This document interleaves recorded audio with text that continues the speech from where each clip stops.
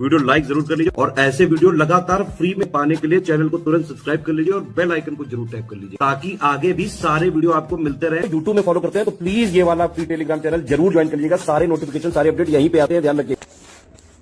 नमस्कार दोस्तों, exam preparation के यूट्यूब चैनल पर मैं प्रियंका एक बार फिर से आप सभी का स्वागत करती हूं।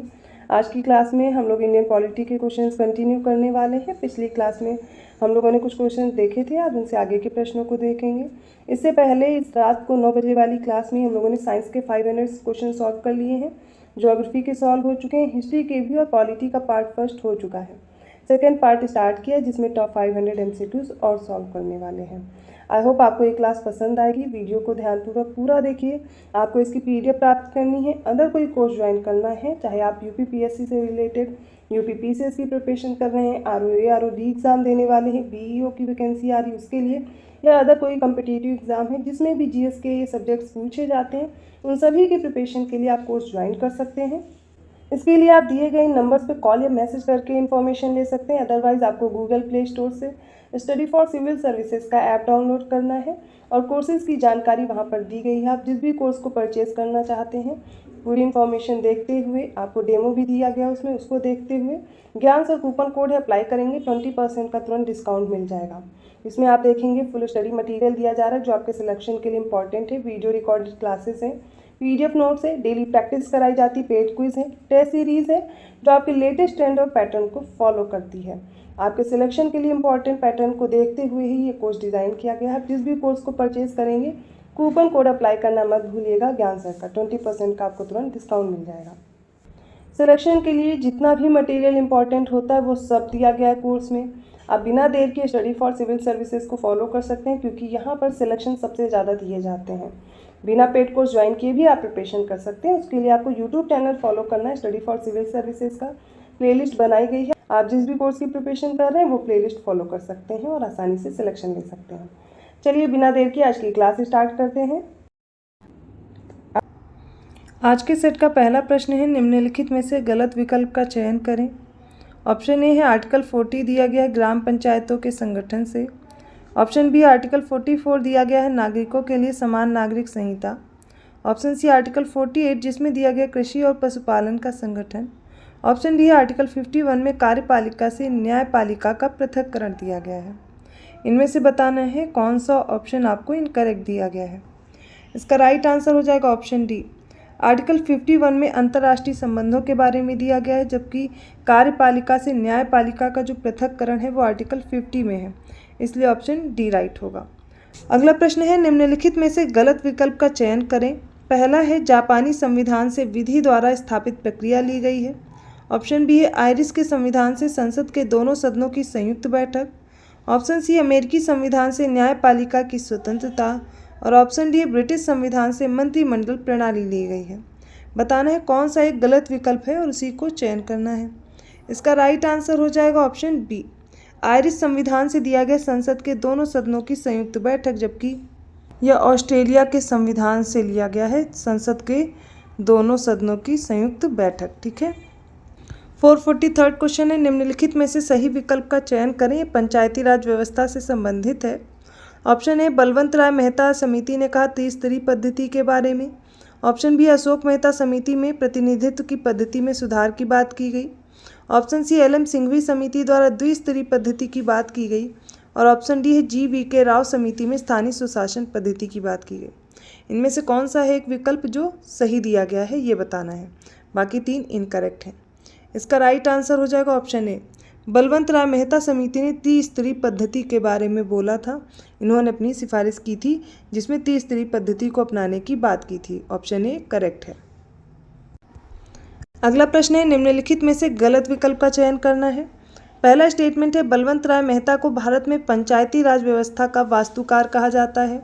ऑप्शन बी है भारत में पंचायती राज व्यवस्था सर्वप्रथम राजस्थान और आंध्र प्रदेश में प्रारंभ की गई थी। ऑप्शन सी प्रथम पंचायती राज व्यवस्था का उद्घाटन 2 अक्टूबर 1959 को राजस्थान के नागौर जिले में किया गया था। ऑप्शन डी है जवाहरलाल नेहरू ने विकेंद्रीकरण प्रणाली की सिफारिश की थी। एक इनकरेक्ट है और वो इनकरेक्ट ऑप्शन है ऑप्शन डी। जवाहरलाल नेहरू ने विकेंद्रीकरण प्रणाली की सिफारिश की थी, जबकि विकेंद्रीकरण प्रणाली की सिफारिश की थी बलवंत राय मेहता ने। ऑप्शन डी इनकरेक्ट है, वही राइट आंसर होगा। 445वां प्रश्न है, निम्नलिखित में से कौन सा प्राधिकरण एक सांविधिक निकाय नहीं है? ऑप्शन ए राष्ट्रीय जांच एजेंसी, ऑप्शन बी राष्ट्रीय अनुसूचित जनजाति आयोग, ऑप्शन सी राष्ट्रीय आपदा प्रबंधन प्राधिकरण और ऑप्शन डी राष्ट्रीय बाल अधिकार संरक्षण आयोग। इसका राइट आंसर हो जाएगा ऑप्शन बी राष्ट्रीय अनुसूचित जनजाति आयोग। ये सांविधिक निकाय नहीं है, बाकी सारे सांविधिक निकाय हैं। 446 क्वेश्चन है, निम्नलिखित में से गलत विकल्प का चयन करें। सारे पहले ऑप्शन देखिए फिर गलत विकल्प का चयन करना है। पहला कथन है, भारतीय संविधान के अनुच्छेद 345 के अंतर्गत राज्य की राजभाषा या भाषाओं को अपनाने की प्रक्रिया दी गई है। ऑप्शन बी है, बोडो भाषा भारतीय संविधान की 8वीं अनुसूची में एक मान्यता प्राप्त भाषा है। ऑप्शन सी, संविधान के अनुच्छेद 349 के अंतर्गत यह व्यवस्था की गई है कि प्रत्येक राज्य शिक्षा के प्राथमिक स्तर पर मातृभाषा में शिक्षा की पर्याप्त सुविधाओं की व्यवस्था करने का प्रयास करेगा। ऑप्शन डी है, 1955 में बाला साहेब गंगाधर की अध्यक्षता में भारतीय संविधान के अनुच्छेद 344 के अंतर्गत प्रथम राजकीय भाषा आयोग का गठन किया गया था। सारे ऑप्शंस आपके सामने हैं, देख करके आप चयन करेंगे गलत विकल्प का और वो हो जाएगा ऑप्शन सी, जो कि दिया गया है अनुच्छेद 349 के अंतर्गत व्यवस्था की गई है कि प्रत्येक राज्य शिक्षा के प्राथमिक स्तर पर मातृभाषा में शिक्षा की पर्याप्त सुविधाओं की व्यवस्था करने का प्रयास करेगा, जबकि ये 349 में ना दे करके 350A में दिया गया है। ठीक है, ये याद रखेंगे। 447 क्वेश्चन है, निम्नलिखित में से फिर से गलत विकल्प का चयन करना है। सारे विकल्प देखेंगे। ऑप्शन ए, गोलकनाथ बनाम पंजाब राज्य मामले में सर्वोच्च न्यायालय ने पहली बार संसद की संवैधानिक संशोधन शक्ति को सीमित कर दिया था। ऑप्शन बी, भारत की संसद नागरिकों के मौलिक अधिकारों में संशोधन कर सकती है। ऑप्शन सी, सिक्किम को 36वें संशोधन अधिनियम 1975 द्वारा भारतीय संघ के 22वें राज्य के रूप में शामिल किया गया था। ऑप्शन डी है, मणिपुर को 53वें संशोधन अधिनियम 1986 के द्वारा भारतीय संघ के 23वें राज्य के रूप में शामिल किया गया था। इनमें से कौन सा एक ऑप्शन है जो इनकरेक्ट है?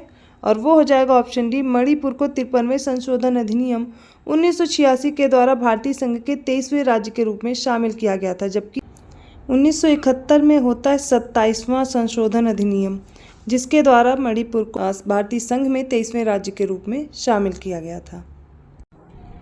अगला प्रश्न है, निम्नलिखित में से किस प्राधिकरण से संबंधित चुनाव भारत के निर्वाचन आयोग द्वारा संपन्न नहीं कराए जाते? ऑप्शन ए है राज्य विधानमंडल, ऑप्शन बी है नगर पालिका, ऑप्शन सी है उपराष्ट्रपति और ऑप्शन डी है राष्ट्रपति। इसका सही उत्तर हो जाएगा ऑप्शन बी, नगर पालिका। 449 क्वेश्चन है, निम्नलिखित में से गलत विकल्प का चयन करें। पहले सारे कथन देखिए। पहला ऑप्शन ए है, लोक सेवाओं में सुधार के लिए पीसी होटा समिति का गठन वर्ष 2004 में किया गया था। ऑप्शन बी, भारत सरकार अधिनियम। ऑप्शन बी है, भारत सरकार अधिनियम 1935 के अंतर्गत भारत में पहली बार लोक सेवा आयोग की स्थापना की गई थी।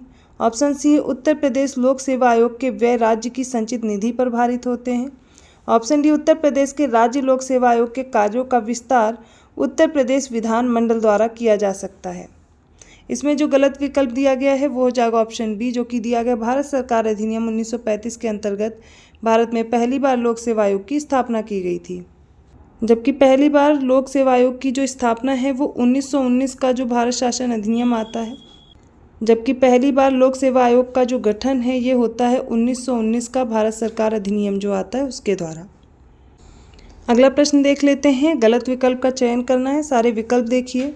पहला है, 2 या 2 से अधिक राज्यों के लिए संयुक्त लोक सेवा आयोग के अध्यक्ष और अन्य सदस्यों की नियुक्ति भारत के राष्ट्रपति द्वारा की जाती है। ऑप्शन बी, किसी राज्य में लोक सेवा आयोग का अध्यक्ष और अन्य सदस्यों की नियुक्ति संबंधित राज्य के राज्यपाल द्वारा की जाती है। ऑप्शन सी, संविधान के अनुच्छेद 318 के अंतर्गत लोक सेवा आयोग के सदस्य को हटाया जा सकता है।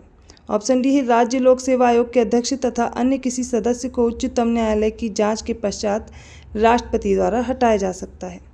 3 ऑप्शंस आपको करेक्ट दिए गए हैं। चौथा जो गलत दिया गया है वो हो जाएगा ऑप्शन सी, संविधान के अनुच्छेद 318 में नहीं 317 के तहत आप देखेंगे लोक सेवा आयोग के सदस्य को हटाया जा सकता है, जबकि आर्टिकल 318 में जो आयोग के सदस्य हैं उनकी सेवा शर्त और उनके बारे में जो विनियम बनाने की शक्ति है उसका प्रावधान किया गया है।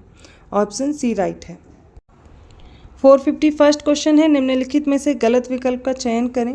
पहला विकल्प है मंडल आयोग का गठन वर्ष 1989 में तत्कालीन प्रधानमंत्री मोरारजी देसाई के नेतृत्व वाली जनता पार्टी की सरकार ने किया था।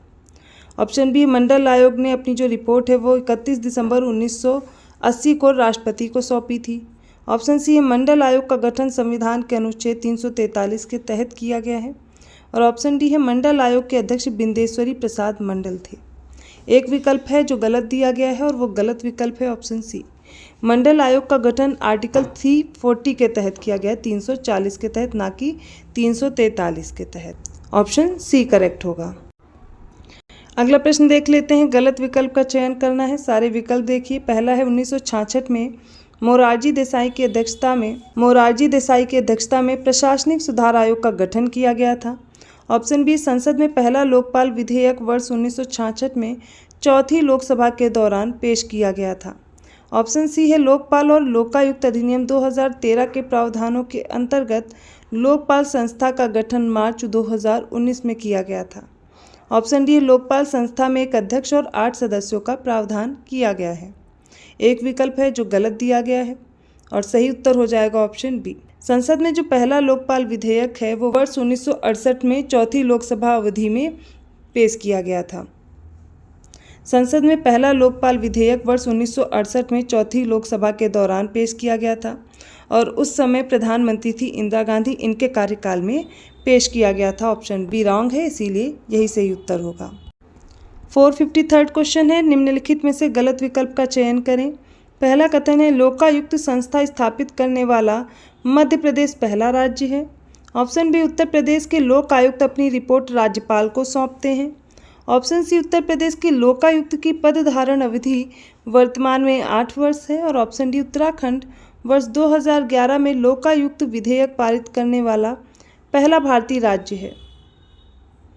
इनमें से एक है जो इनकरेक्ट है ऑप्शन, और वो हो जाएगा ऑप्शन ए।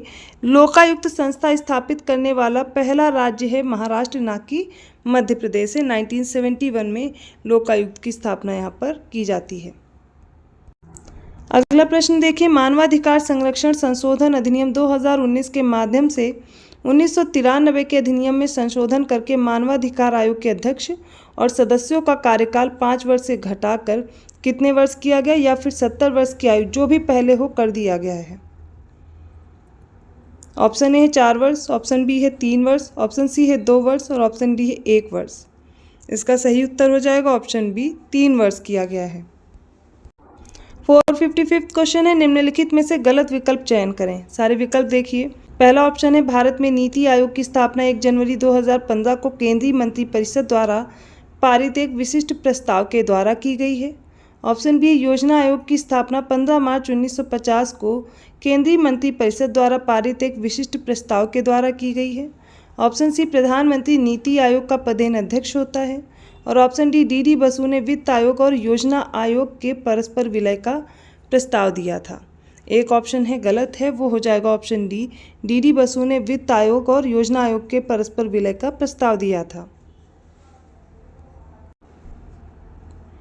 जबकि इसका सही उत्तर हो जाएगा MV माथुर ने वित्त आयोग और योजना आयोग के परस्पर विलय का प्रस्ताव दिया था। तो हो गए आज के इंपॉर्टेंट क्वेश्चंस पॉलिटी के। आई होप आपको समझ में आए होंगे। स्टेटमेंट वाइज क्वेश्चन आज ज़्यादा रहे जिनमें इनकरेक्ट ऑप्शन आपको चूज़ करने थे। ऐसे प्रश्न आपको एग्जाम में भी देखने को मिलेंगे और इन स्टेटमेंट के ज़रिए से आप अपने फैक्ट उन रिलेटेड टॉपिक से प्रिपेयर कर सकते हैं। वीडियो अच्छा लगा प्लीज़ लाइक कीजिए, चैनल को सब्सक्राइब कीजिए और लोगों को शेयर करते रहिए। ऐसे ही क्वेश्चंस के साथ मैं मिलूंगी अगली क्लास में। आपको अगर इनकी PDF प्राप्त करनी है या फिर टेस्ट सीरीज ज्वाइन करनी है, UPPCS या RO एग्ज़ाम जैसे कोई भी कोर्स की प्रिपरेशन करनी है तो आप पेड कोर्स ज्वाइन कर सकते हैं स्टडी फॉर सिविल सर्विसेज का। इसके लिए आपको गूगल प्ले स्टोर से SCS का ऐप डाउनलोड करना है और ज्ञान सर कूपन कोड है जिसको अप्लाई करते ही 20% का आपको डिस्काउंट भी मिल जाएगा। जो बच्चे UP पुलिस कांस्टेबल की प्रिपरेशन करना चाहते हैं मात्र 100 रुपये में ज्ञान सर एजुकेशन ऐप से अपना कोर्स परचेज कर सकते हैं और मात्र 50 रुपये में उन्हें टेस्ट सीरीज़ भी अवेलेबल रहेगी। ज़्यादा जानकारी के लिए डिस्क्रिप्शन बॉक्स में नंबर दिए गए हैं, उन पर कॉल या मैसेज करके जानकारी ले सकते हैं। ऐसे क्वेश्चंस के साथ मैं मिलती हूँ अगली क्लास में। तब तक के लिए धन्यवाद।